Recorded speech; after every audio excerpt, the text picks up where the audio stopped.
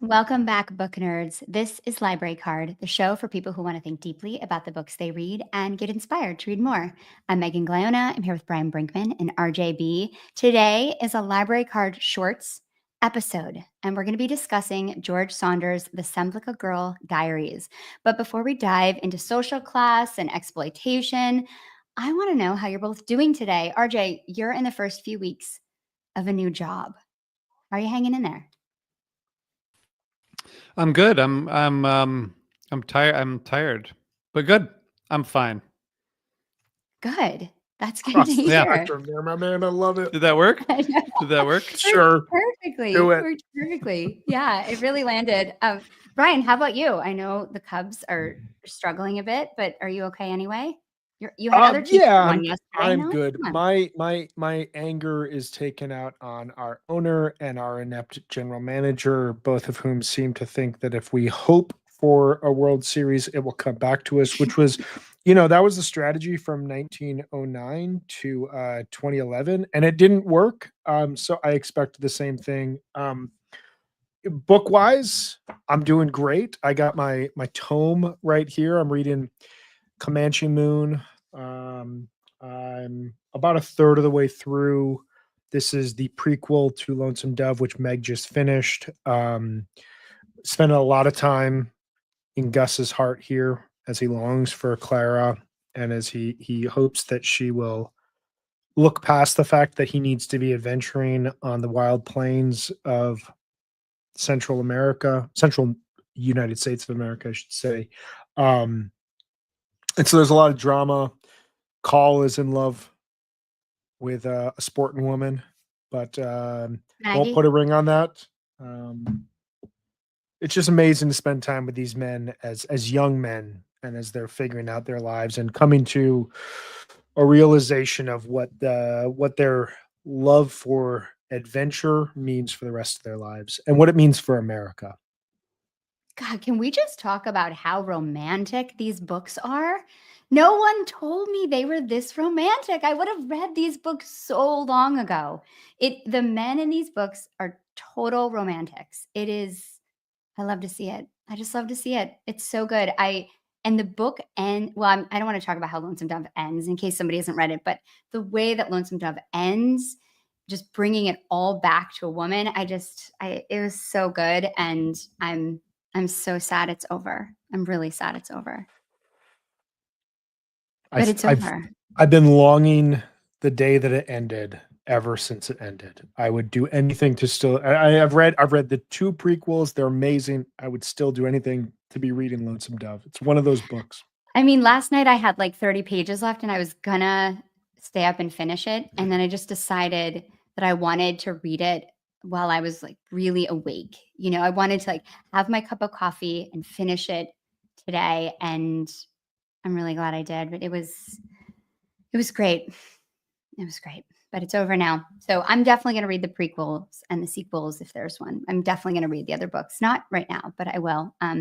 Loved spending time in that world. Yeah. I want to let this sit and always for a while. dive back in. Yeah, I want to let it sit for a while. RJ, what are you reading right now?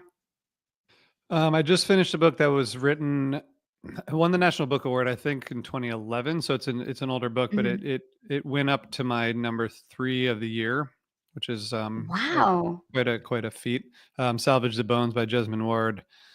Really incredible, incredible book. And yeah, I just started Emperor of Gladness yesterday. Yes, no way. Oh my God. The beginning of that book absolutely crushed me. I love it. I think he just paints a scene like no one else, but I'm really excited to hear what you think about that. And I read Sing Unburied Sing a while ago, and I still have images from that book in my head. Like she's incredible writer. I'm going to have that on my list. Yeah, I need to read that. Can I share something with you guys? Yeah, please. So we have Emperor of Gladness coming up in a future library card episode. I think in October we're going to be talking about it. As of right now, I went to the bookstore on Saturday. My wife and son have birthdays basically like 2 weeks apart from each other, and I was like, what better side gift to get them than books? Like we were here. Always got to get books. let's just give each other books. This is an essential thing. And then I said, you know what? I deserve a new book too. So I bought Of myself Emperor course. of Gladness. So Yes. once we finish Comanche Moon, I will be right there with you guys, and then we'll be able to talk about it as a podcasting book club. That's awesome. I What have a great 2 story. more books. I have 2 more books that I have to read this year for this podcast, and then I'm free. So that's pretty exciting. I'm gonna start the next one right away, I You'll think, which never is Dream State. Dream State is great. You'll never be free, Megan. Just don't even think about it. It's I not The know. list not never how it ends, but I works. can't wait. I can't wait to hear your thoughts on Dream State. Speaking of Montana Yeah. and romantic men. Oh boy. Okay. Well, then I'm sold. I'm gonna go get it tonight. Well, speaking of not romantic men, let's get into the book or the story that we're talking about today. Terrible transition, but pretty true. But pretty good. Pretty good. Works. Still true. The Semplica Girl Diaries by George Saunders was first published in the New Yorker on October 8th, 2012. It was then included in his collection, The 10th of December Stories, which was published in January of 2013. This collection was named one of the best books of 2013 by the New York Times Book Review. The Semplica Girl Diaries is a dystopian story about a father struggling to make ends meet and provide for his children. The father narrates the story through a diary he intends to write in every day, but by the second entry, he's already missed a few days, which brilliantly establishes the tone. After a humiliating experience at a wealthy family's birthday party, the narrator decides he wants to please his daughter Lily with lavish gifts for her approaching birthday. After winning $10,000 in a scratch off lottery ticket, he and his wife decide to use the money to landscape their yard, as other more affluent families do. This landscaping includes Semplica girls, women trafficked from third world countries, used as lawn ornaments. This earns the family more status and Lily a popular friend, but the Semplica girls disturb the family's younger, sensitive daughter Eva, and she releases them from the yard. The family find out they are now severely indebted to the company that leased them, the Semplica girls, and that Eva's release of them was a crime. The story ends with the father finding a poster Lily made about the women's real identities and backgrounds. He learns more about them, but still remains confused as to why they would want to escape their lives as Semplica girls. So, one of my big takeaways from this story is that Saunders is a master of satire, but it's done lovingly. And even though his narrators do dumb things or act in short sighted ways, they're never portrayed without a certain charm. And I think in that way, his satire stands out from others I've read and that we've discussed on this podcast. And this story in particular, there's a real balance between the casual, jokey tone that the father has and the dark dystopian reality. And I think that's just really well done. And it wraps this horrifying reality inside a sweet, bumbling father just trying to give his kids a good life where they don't feel less than. Brian, you introduced this collection to me a few years ago. Would you agree about this way of describing Saunders as an empathetic satirist? And what's something that you took away from this story? This is my favorite Saunders short story I think he's ever written. I come back to this pretty often. For many of the reasons you just listed, the empathy is ultimately the critical point for understanding Saunders and his worldview. Um, he is sincere almost to a fault. He believes truly in the sense of kindness, saving the world, and loving each other and loving humans as a way to save the world. All at the same time, while satirizing the wealthy, satirizing the powerful for incredibly stupid decisions. He has a fantastic collection of nonfiction essays called The Brain Dead Megaphone that was written during the Bush years and really focused on where communication was going in America in the early 2000s. And a lot of that has then spilled over into his essays, short story collections, which really focus on class, which really focus on this chase towards materialism and material goods.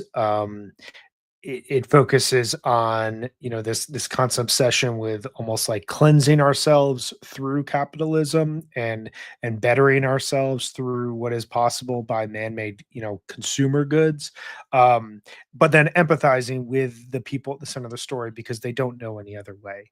And I think that this story does it perfectly. Your note at the top about the narrator of this story establishing a diary that they are going to keep as a routine, as a great new habit, and then immediately losing the narrative. Who among us has said, "I'm going to start a workout routine," or "I'm going to start, reading X amount of books in a year," or whatever personal goal you're going to set to you for yourself, and ultimately, some of these things work out. I think that what we're doing here on this podcast is like a one of those new ideas that ultimately ends up working out. You stick to the repetition, but a lot of the time, when you have kids, when you have a full-time job, when you're not making as much money as you probably should make, so you're always kind of like stretched thin at the margins, these new things that you're going to start as almost a self-help, in a self-help manner that it's going to supposed to enrich your life, ultimately just becomes another thing on a list that you're never going to get to. And the way that this book sets you in that personal betterment, but also stress over what you just simply have to do to maintain your standing in the world, no matter how good or challenging it may be, it hits that kind of anxiety in such a brilliant way. Yeah, I think that I want to talk about that at some point. The kind of his ability to showcase the daily injustices of life that we all can understand. Uh, RJ, how about you? What was your takeaway? And do you agree with that take about Saunders? Yeah. Yeah. I mean, I think of all the authors that I've read interviews with recently, like contemporary authors, he definitely talks the most about, or has talked in the most persuasive way that I've heard, and just about like showing love for the characters, and like I think he cares a lot about these characters, even though they're so ridiculous and so realistic and ridiculous that it just is it's hard to take seriously, but I think he does a good job of like balancing the satire with the, I guess, the like moral compass of the story, which is a hard thing to do.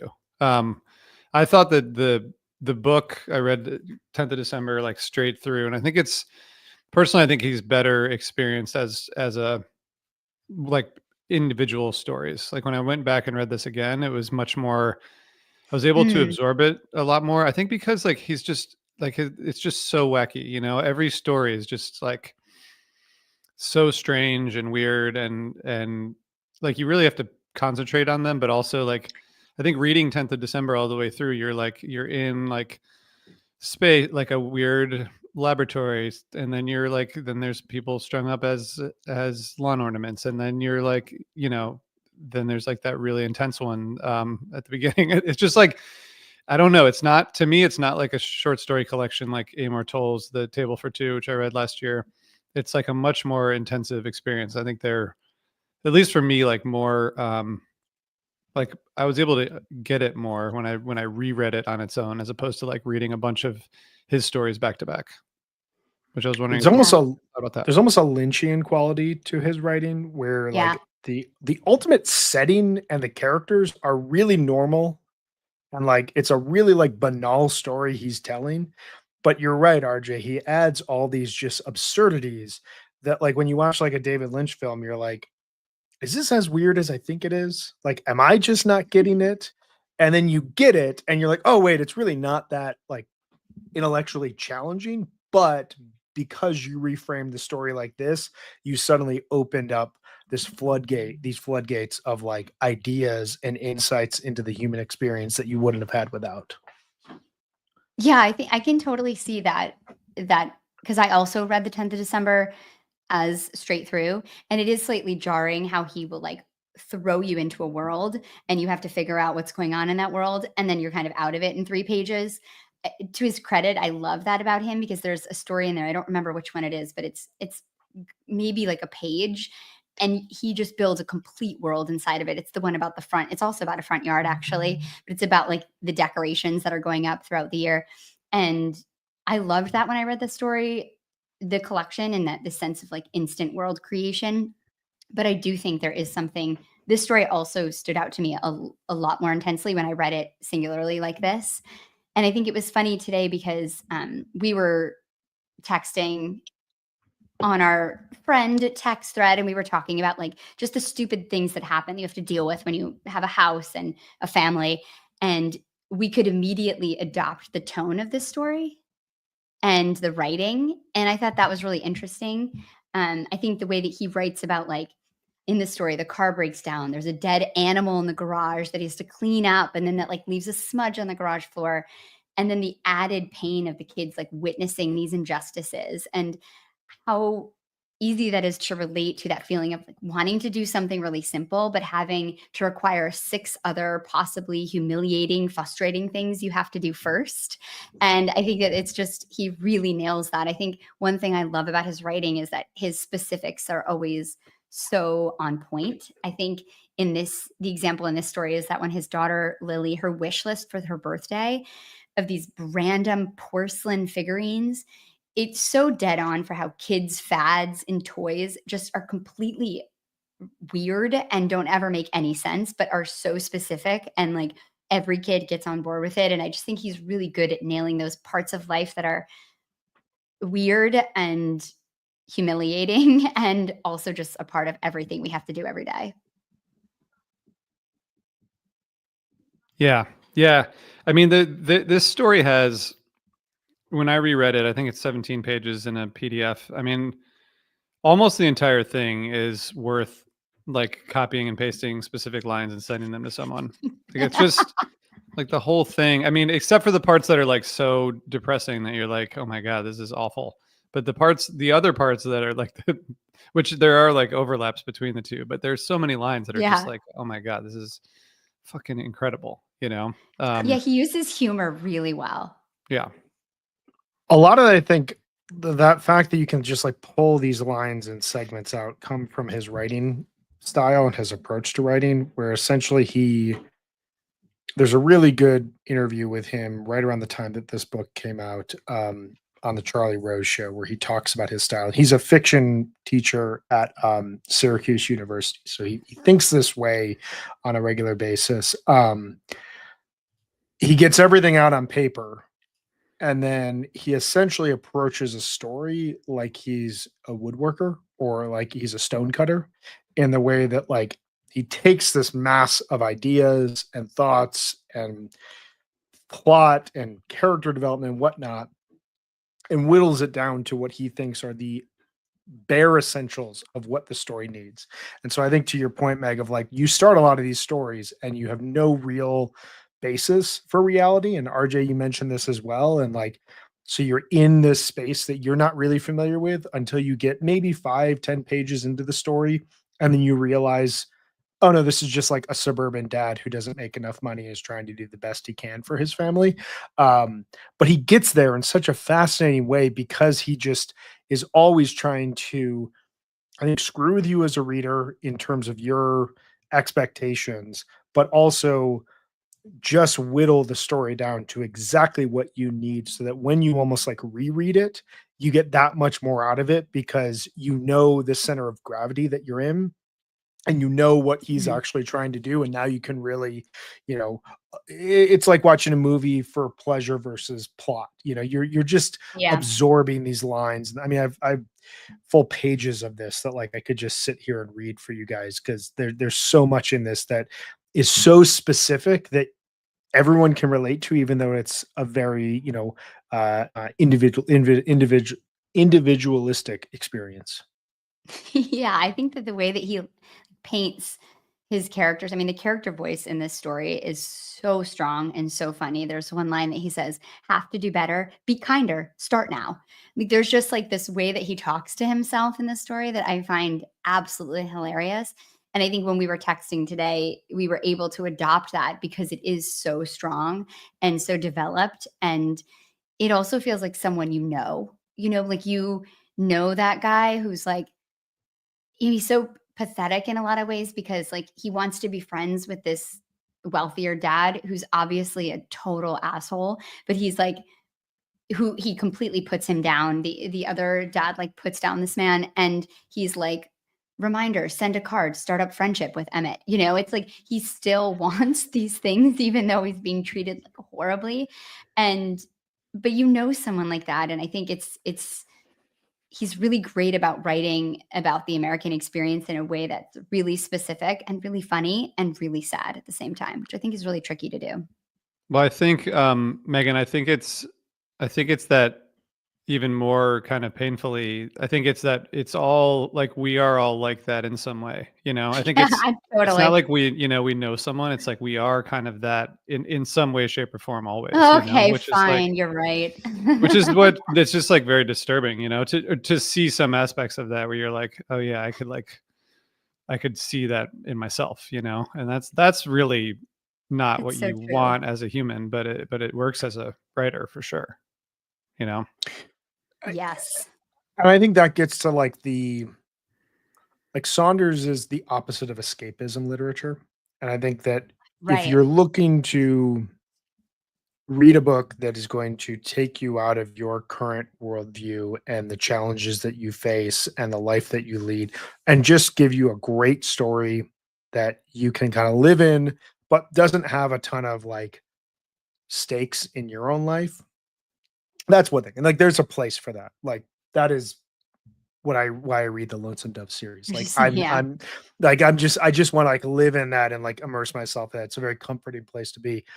This is like holding up a mirror to yourself. This story reminds me of one of my favorite movies I watched this year, Friendship, where like you have this real person who is going through a really traumatic experience in their own life, and their life is much more challenging than they probably thought it was going to be 20 years earlier. And they meet someone who they're immediately like, this person can solve so many of my problems, but this person creates that many more problems for them.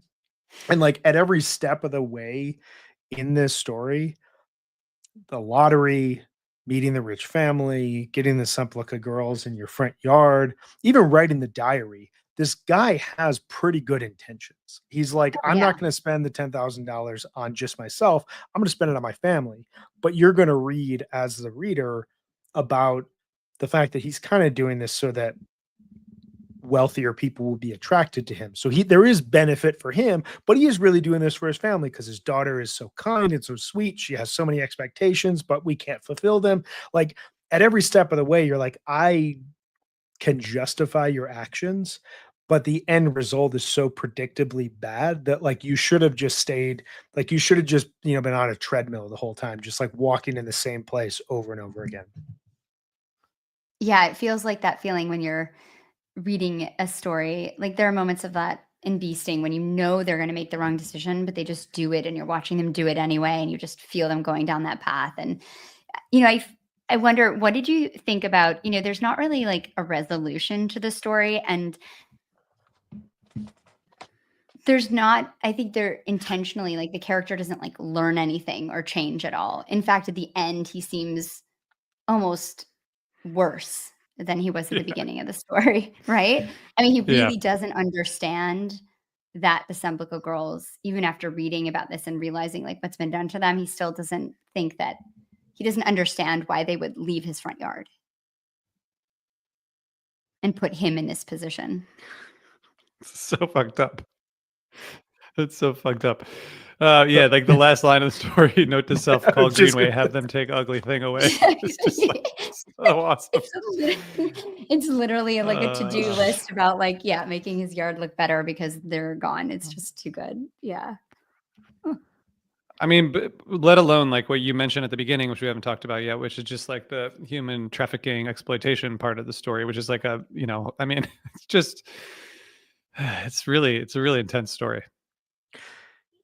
and it's interesting because the story came out 12, 13 years ago at this point in time. Yeah. So like it's relatively dated, if you will, from a technological standpoint. But I think sociologically, like these problems still persist. And it brings up the Semplica girls can almost like be a stand-in for like your iPhone, which like provides so much like at a certain point in time, having an iPhone was like a sense of you either had the importance where your work got you this because it was the best smartphone that you needed, or you made a certain amount of money that you could afford the carrier plan on a month to month basis. Now it's everywhere. But like for a time, especially when this book came out, it was still like a rare class of people that had iPhones. And so like people were chasing down this consumer product that was going to provide, handheld connection to the rest of the world. But I know for a fact that like none of us are thinking about the working conditions of the people that actually build these iPhones and the human cost of this level of technology that we hold in our hands and what that actually does. And one of the interesting things about this book is that it does force you to confront, or this story, what do the people go through to give us this level of entertainment and to give us this level of status. And I think the only slight difference here is that they see these people front and center, and they have convinced themselves that this is a better life than what they would have lived. So they justify it that way. Yeah, I mean, there's like he says that he listened to a story on NPR about, them sending money back and getting homes they needed. And, you see the kind of complex built in to like allow people to feel like this is okay when really it's just about keeping up with the Joneses at the end of the day. This whole thing. And it is interesting that the youngest daughter, who's deemed the sensitive one, is kind of the morality. She's like the moral center of the story, and how she's kind of treated as like a challenge at times. Yeah, because she kind of sees through the bullshit of it. But Yeah, she's like upset about it, and they're like, "Why don't you?" When they're at the friend's house and they're seeing them, she's upset about it, and they're like, "Why aren't you like into this? This is cool." And then she ultimately releases them because she can't watch these people in her front yard being hung up as ornaments, and it's kind of seen like she like ruins their lives in a way because like now they owe all this money, and it's interesting that the person with the strongest moral kind of conviction is the person that is the most challenging for the family. Yeah. Yeah. It's cool. It's like a different way of the resolution isn't what you would expect with like the moral compass. Yeah. It's Yeah. fascinating. yeah, there's not like a great awakening that anyone has, Definitely. Definitely No. not. which is like why it kind of mimics life in such a fascinating way. Like he does, he's the kind of writer that can bring you into a story and leave you without much resolution, and you still feel like you learned a lot and gained a lot of perspective, while also kind of like having to shrug and be like, okay, like you just have to keep like one day after another. Yeah. I think my one of my favorite moments of the story is when he like comes home from the party. He was drunk and he like kind of made a scene of himself, and he comes home, and the dog that they've forgotten about is like wound himself around like his chained pole, Yeah. and he lets him loose, and the dog like looks at him and then just like takes a shit right by the front stairs. Yeah. And then he waits to see if any of the kids will pick it up, and they won't. And it's just, to me, that's just absolutely hilarious. Like it's just, we've all been there. It's so true. So funny. I Can I like read? Sorry, go ahead. No, I was gonna read something too. I want you to read first. Yes. Can I read like a page and a half? Yeah, That absolutely. this is the end of a diary entry. This is what I pulled up and wanted to read. We've all referenced this, so I think we have to get this segment. So this is the family is at the wealthy friends of their daughter, I think, their Yeah. barbecue, and like they have all this stuff at their house that they're never going to get. So as we get to the end of it here, after dinner, strolled grounds with Emmett, who is a surgeon, does something 2 days a week with brain inserts, small electronic devices, or possibly biotronic. They are very small. Hundreds can fit on head of pin or dime. Did not totally follow. Asked about my work, I told. He said, well, amazing the strange, arcane things our culture requires some of us to do. Degrading things that offer no tangible benefit to anyone. How do they expect people to continue to even hold their heads up? Could not think of response. Note to self. Think of response. Send on card. Thus striking up friendship with Emmett. Returned to house. Sat on special star watching platform as stars came out. Our kids sat watching stars fascinated as if no stars in our neighborhood. What? I said. No stars in our neighborhood? No response from anyone.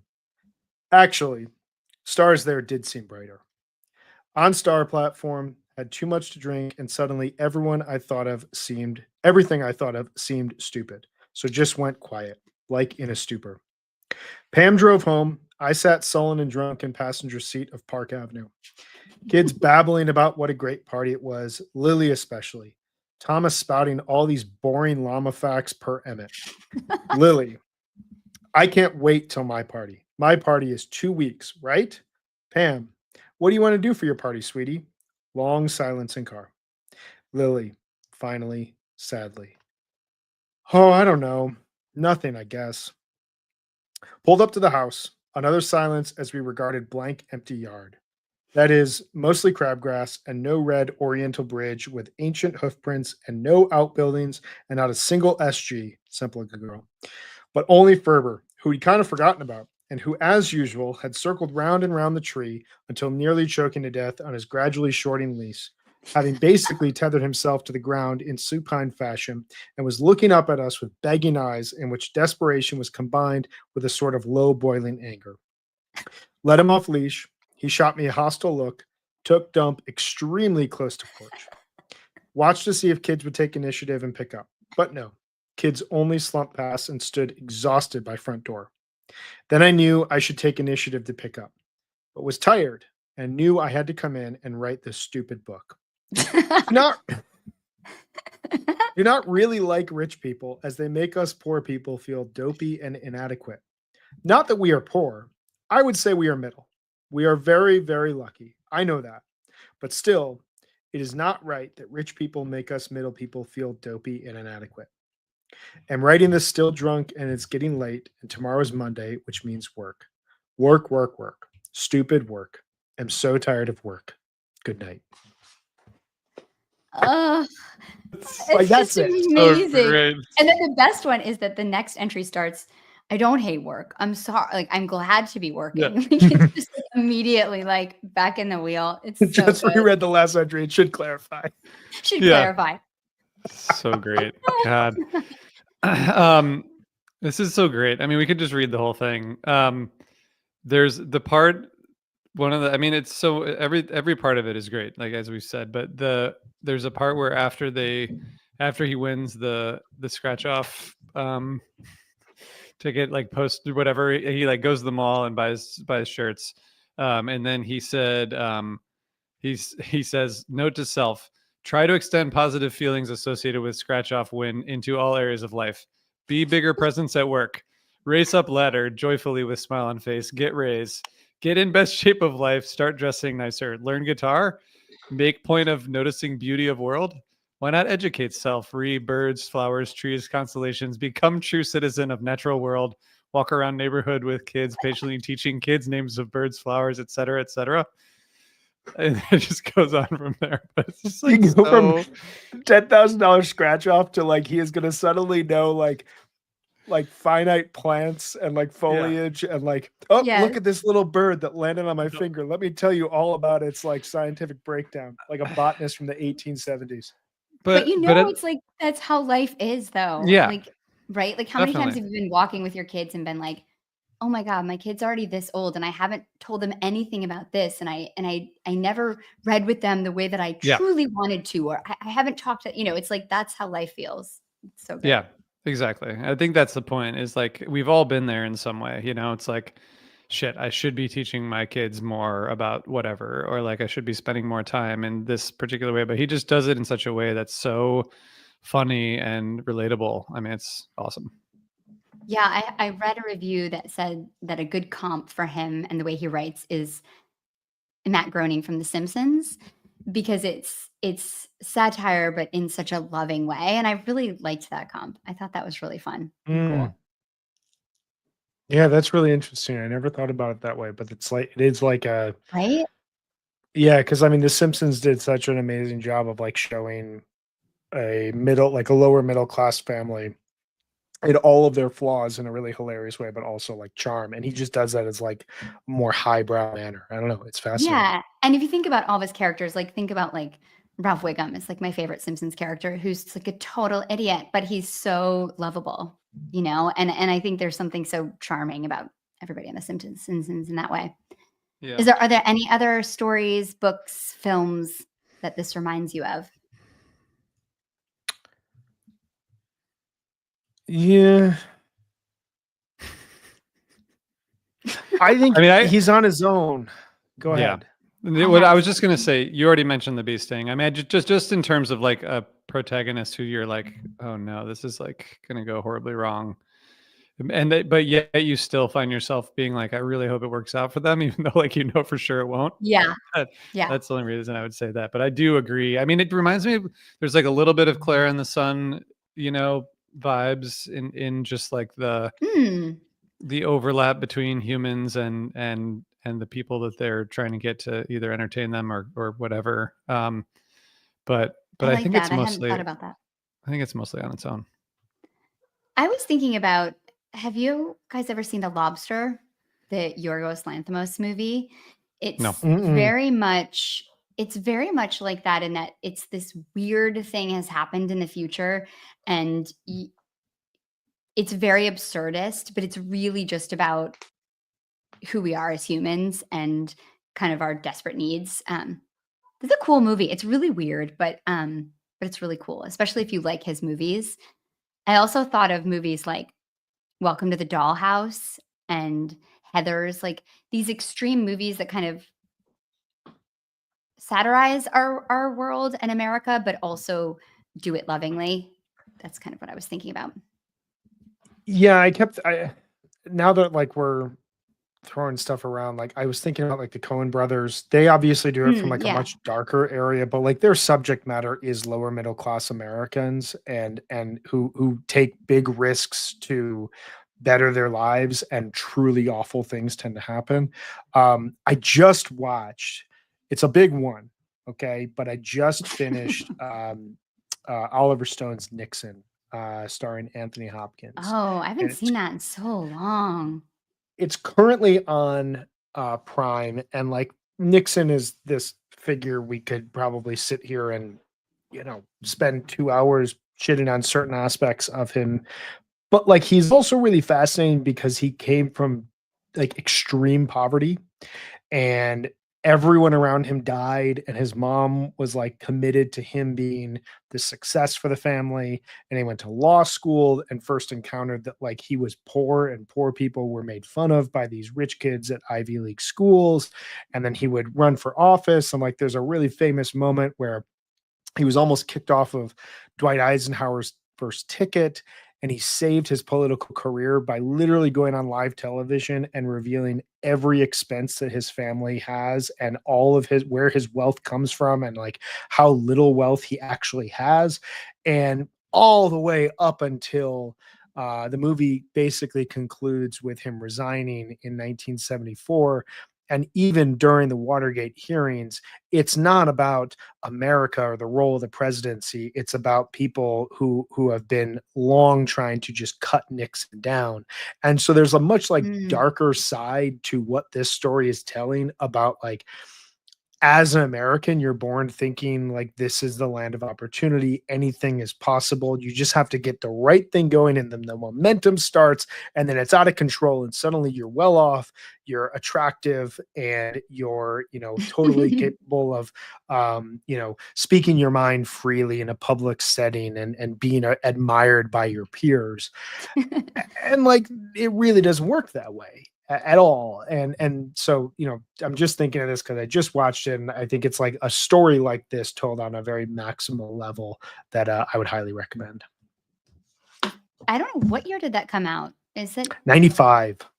I saw it a long time ago, but I don't remember much about it. So I'll have to add that to my list if you think it's good. It's really, I gave it 4.5 stars. It's deeply Ooh. flawed in the way that JFK is, but yeah, but I like it's that. also, I'm down for that. yeah, the risks he takes, like the swings are so wild, and it's a shame that Oliver Stone is so hit or miss, because in JFK and Nixon, his hits outweigh his misses in a way that like really tells the history of mid-century America in a fascinating way. So I can't recommend it enough. I'll never forget watching JFK with my little brother, who was probably 12 at the time.